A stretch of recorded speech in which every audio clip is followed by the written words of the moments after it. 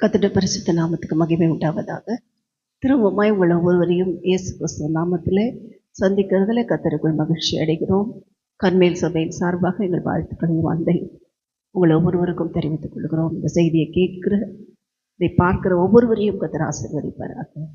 இப்பொழுதும் நம் கண்களை மூடி கர்த்தரை நோக்கி ஹல்லேலூயா.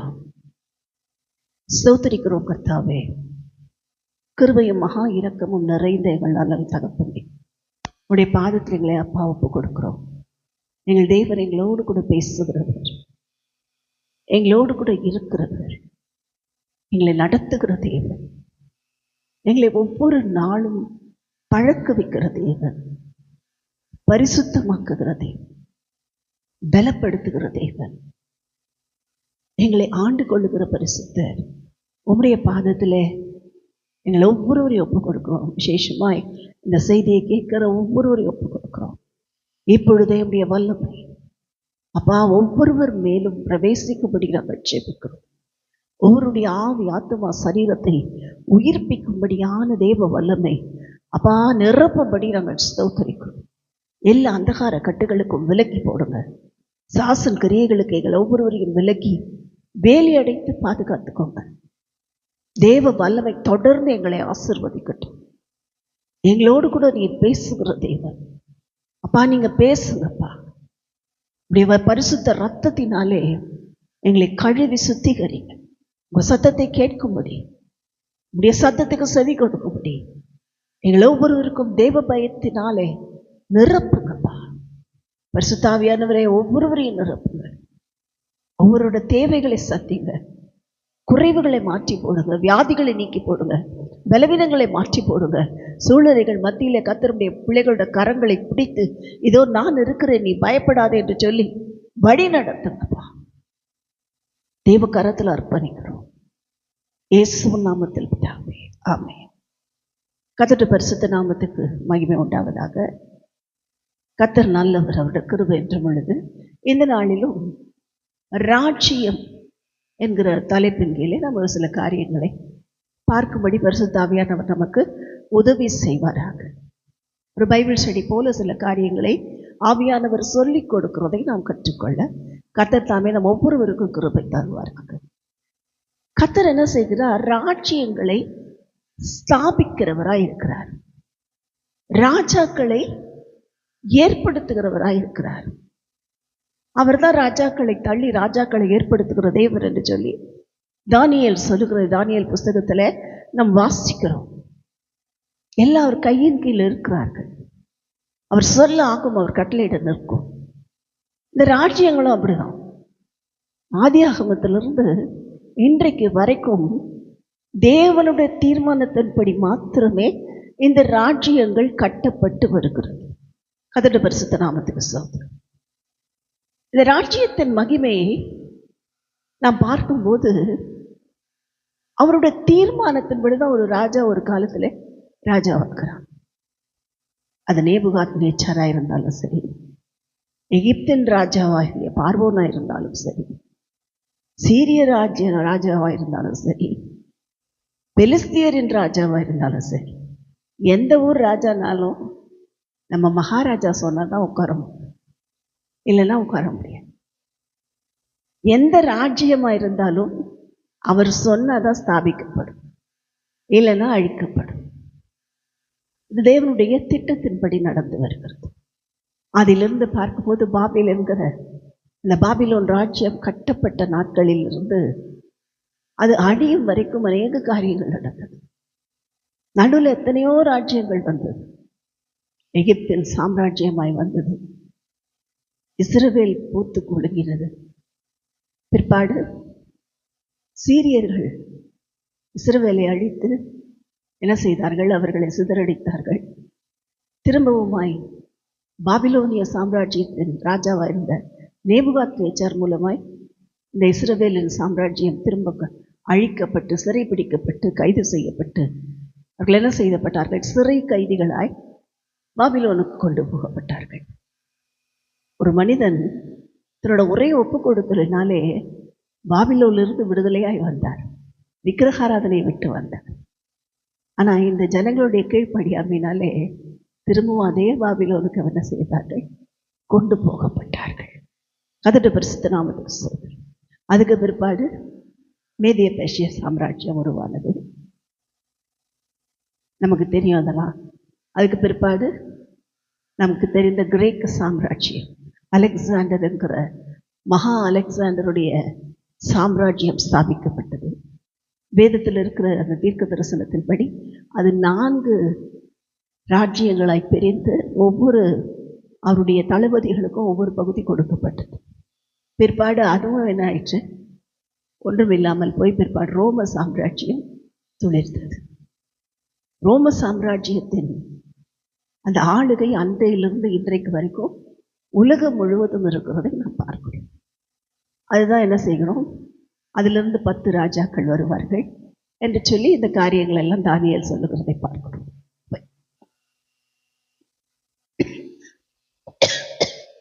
இப்படி இந்த ராஜ்யங்கள் ஸ்தாபித்து இவைகள் கொண்டு வரப்படுகிற நாட்களிலே வேதாகமத்தில் எழுதியிருக்கிறபடியே ஒவ்வொரு ராஜ்யமும் எப்படி இருக்கும்னா, புது புது காரியங்களை கண்டுபிடிப்பார்கள், புது புது விஷயங்களை என்ன செய்வார்கள்?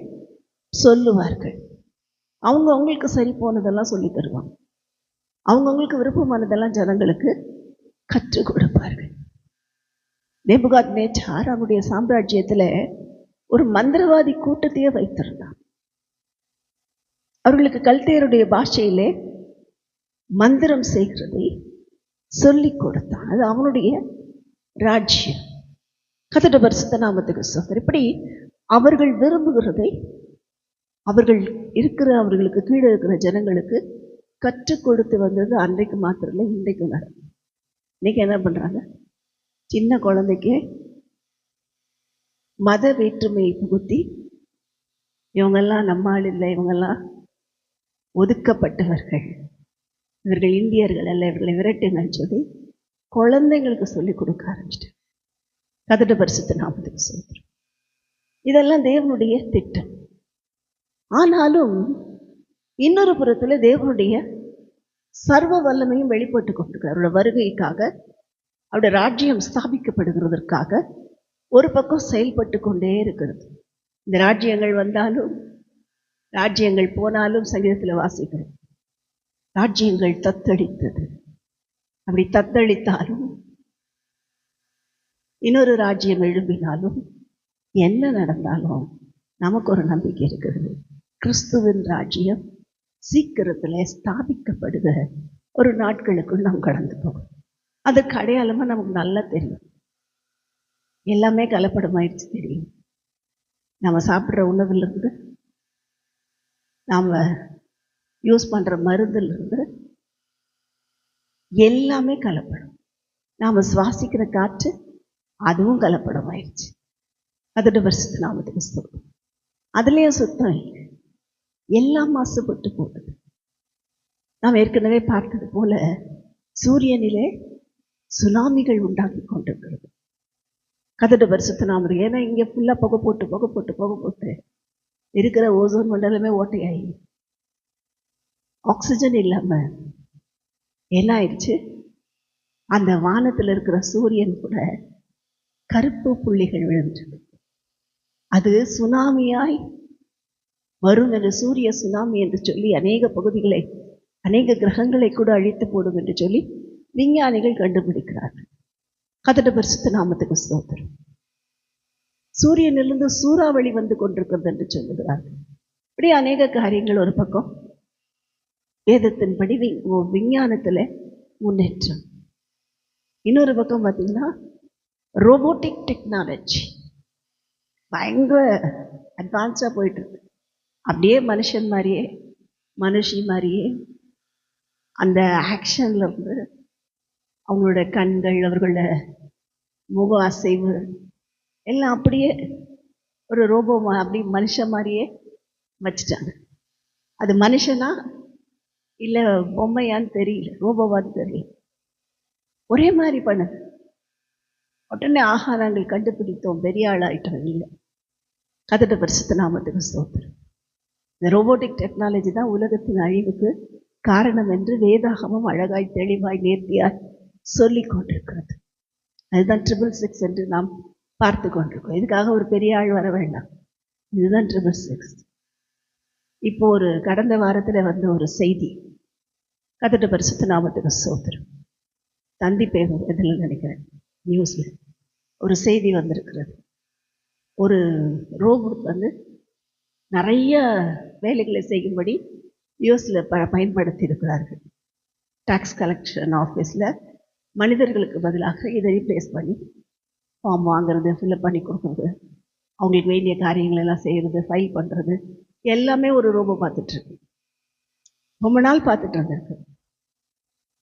கடைசியில் அந்த ரோபோ என்ன பண்ணியிருக்குன்னா, ஒரு ரீசனும் இல்லாமல் அது ஒரு மாதிரி அப்செட்டாக இருந்துச்சான். சரியாக செயல்படாமல் அப்படி எல்லாம் ஸ்லோ டவுன் ஆகி ஒரு மாதிரி அப்செட்டாக இருந்தேன். பேட்டரி ஃபுல் சார்ஜில் இருக்குது, எல்லாம் இருக்குது, ஆனால் அப்செட்டாக இருந்துச்சான் சொல்கிறாங்க. அது எப்படி அப்செட் இருந்தது தெரியல. எல்லாம் அப்படியே இருக்கும்போது ஒரு நாள் என்ன செஞ்சுதான், மாடியிலேருந்து அதுவே குதித்திருக்கிறது. குதித்து விழுந்து நொறுங்கி போனது. ஒரு ரோபோ தற்கொலை செய்து கொண்டது என்று சொல்லி சைனாவில் நியூஸ். அது மாத்திரம் இல்லை, இன்னொரு ரோபோ என்ன சொல்லுது, எனக்கு பிடிக்கலன்னா நான் மனிதர்களை கொலை செய்வேன் என்று சொல்லி அது ஒரு நியூஸ். இதெல்லாம் என்ன நியூஸு?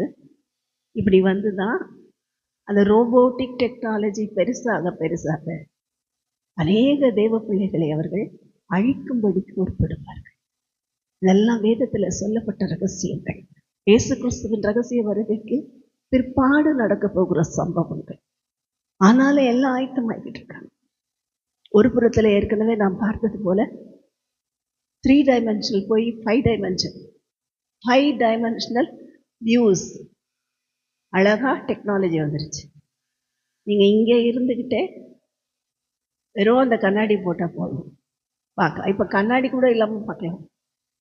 அப்படி புதுசாக சைனாவில் கண்டுபிடிச்சிருக்காங்க. கர்த்தருடைய பரிசுத்த நாமத்துக்கு ஸ்தோத்திரம். இப்படி எல்லாமே முன்னேறி கொண்டிருக்கிறது. முக்கால்வாசி அழிவுக்கு காரணமே சைனா தான். சைனாவில் இந்த தற்கொலை செய்து கொண்ட இந்த ரோபோவுக்கு அந்த ஆன்மா சாந்தி அடையிறதுக்கு அவர்கள் என்ன செய்திருக்கிறார்கள்? பூஜை செய்திருக்கிறார்கள். இது எவ்வளோ வேர்ஸ்ட் பாரு. அதுக்கு ஆன்மாவே கிடையாது, அது வெறும் மிஷன். ஆனால் அதை மனிதனாக்கி அதுக்கு ஒரு ஆன்மா இருக்குன்னு சொல்லி அதற்கு ஆத்ம சாந்திக்காக பூஜை வேற செஞ்சிருக்காங்க. இது எவ்வளோ மிக மிக மிக பரிதபிக்கக்கூடிய ஒரு சூழ்நிலைக்குள் நாம் போய்கொண்டிருக்கிறோம். அதனால ஜாக்கிரதையாகிறது. இந்த ராஜ்யங்கள்லாம் மாறுகிறதே, சூழ்நிலைகள்லாம் மாறுகிறதே, பயப்படாது. நாம் பாடினது போல, நீர் நம்ப பண்ணின வாக்குகளை என்ன செய்வீர்? நிறைவேற்றி முடிக்கிறதே. நமக்காக ஒரு வாக்கு கொடுத்துட்டாரு, நிறைவேற்றுவார். நான் உனக்கு இது செய்வேன்னு சொல்லியிருப்பாரு. அதை ஒரு சக்தியாலும் தடுக்க முடியாது. நாம மாத்திரம் செய்ய வேண்டியதை செய்யும். அவர் ரெடியா இருக்கார் நமக்கு செய்யறதுக்கு. நாம அவருக்காக என்ன செய்யறோம் பாருங்க. முடிந்தா இந்த காரியங்கள் எல்லாம் மனதில் வைத்து அழுது ஜெபியுங்கள். பின்வாங்கி போன ஊழியர்கள் திரும்ப கட்டப்பட ஜெபியுங்கள். பாவ வலியில சிக்கி கொண்டிருக்கிற ஊழியர்கள் விடுதலையாக ஜெபியுங்கள். பண ஆசையிலும் புகழிலும் சிக்கி கொண்டிருக்கிறவர்கள் விடுதலையாகும்படி ஜெபியுங்கள். அது நம்மளால முடியும். கர்த்தருடைய பரிசுத்த நாமத்துக்கு ஸ்தோத்திரம். இந்த ஜெபத்தை தான் தேவன் கேட்கிறார். பிறப்பில் நிற்க சுவரை அடைக்க நான் ஒருவனை தேடினேன், ஆனா ஒருவனையும் காணேன். எல்லாம் எனக்கு வேணும் எனக்கு வேணும் எனக்கு வேணும் தான் கேட்கிறாங்க. யாருக்காகவும் ஜெபிக்க யாருக்கும் மனம் இல்லை. அதிலே ஒரு சில பரிசுத்தவான்கள் ஜெபிக்கிறதுனாலதான் இன்னும் கர்த்தர் பூமியை அழிக்காமல் வைத்திருக்கிறார். கர்த்தருடைய பரிசுத்த நாமத்துக்கு ஸ்தோத்திரம். இந்த நாளில் கேட்டிருக்கிறோம், ஆண்டவரே இப்படிப்பட்ட எல்லாம் கேட்கும் போதே எங்களுக்கு ஆண்டவரே பயங்கரமா இருக்கிறது. நாங்கள் இன்னும் உமக்கு பயப்பட எங்களுக்கு செய்யும். நாங்கள் இன்னும் உம்மை பின்பற்ற எங்களுக்கு கிருபை தாரும். உமக்காக ஓட எங்களுக்கு பலன் தாரும் என்று சொல்லி நம்மை அர்ப்பணிப்போம். கர்த்தர் நம்மை ஆசீர்வதித்து ராஜ்யங்களை கட்டும்படி மாத்திரமல்ல, தேவனுடைய ராஜ்யத்தை சுதந்தரித்து அதில் ராஜாக்களும் ஆசிரியர்களுமாய் நம்மை உட்கார வைக்கிற தேவன் உண்மை உள்ளவராய் இருந்து ஆசீர்வதிப்பார். ஆமென்.